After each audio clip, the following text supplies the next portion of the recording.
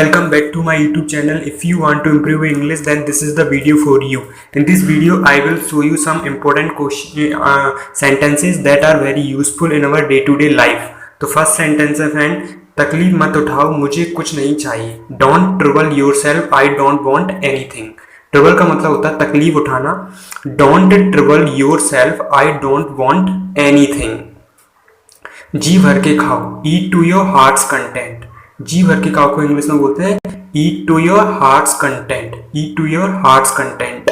Next sentence होगा friend, मेरे आंसू पहुंचने वाला कोई नहीं है. There is nobody to wipe my tear. Wipe का मतलब होता है पहुंचना. There is nobody to wipe my tears. इस बहाने मैं भी चाय पी लूंगा. Throw this, taking advantage of this, by this, I too will have tea. यहाँ पे देखो कोई भी फॉर्मेशन आप यूज कर सकते हो. Throw this, taking advantage of this या by this, I too will have tea. आप इसको ऐसे ही बोल सकते हो, throw this, I too will have tea, या फिर taking advantage of this, I too will have tea, या फिर by this, I too will have tea. Next sentence होगा फ्रेंड, मुझे ऐसी उम्मीद मत दो. Don't give me such hope. Don't give me such hope. Next sentence है, तुम्हारा ख्याल आते ही मुझे खुशी होती है. आई फील हैप्पी और cheerful at the thought of you. यहाँ पे हैप्पी और चीयरफुल वर्ड यूज हुआ, आप कोई भी वर्ड यूज कर सकते हैं. I feel happy cheerful at the thought of you. Next sentence है, मेरी घड़ी स्लो चल रही है. My clock is running slow. My clock is running slow. Next sentence है, जब इंग्लिश में बोलने की बात आती है तो मैं अटक जाता हूँ. जब इंग्लिश में बोलने की बात आती है तो मैं अटक जाता हूँ. When it comes to speaking English, I get stuck, I fumble for the right word.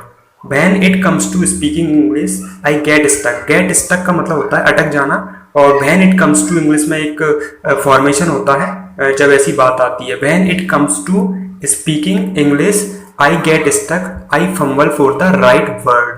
Next sentence होगा फ्रेंड, कोरोना वायरस ने हमें घर पर बैठा दिया. Corona virus has made us sit at home. यहाँ पे मेड वर्ड यूज हुआ है, पॉजिटिव वर्ब का फॉर्मेशन है कि मेड अस सिट, उसने ऐसा हमें बना दिया है. Corona virus has made us sit at home. Next sentence है, तुम्हें अकेले नहीं खाना चाहिए था पर तुमने खा लिया. You should not have eaten it alone.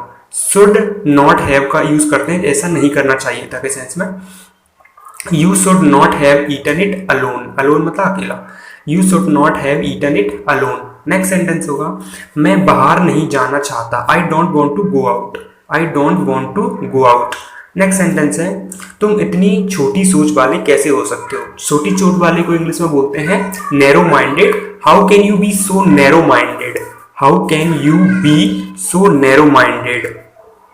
मुझे सच जानने का हक है. I have the right to know the truth. मुझे सच जानने का क्या, उसको इंग्लिश बोलेंगे I have the right to know the truth. मैं जो कह रहा हूं उसे चुपचाप सुनो. Listen silently to what I am saying. मैं जो कह रहा हूं उसे चुपचाप सुनो. Listen silently to what I am saying. जो भी मैं कुछ कह रहा हूं, listen silently to what I am saying.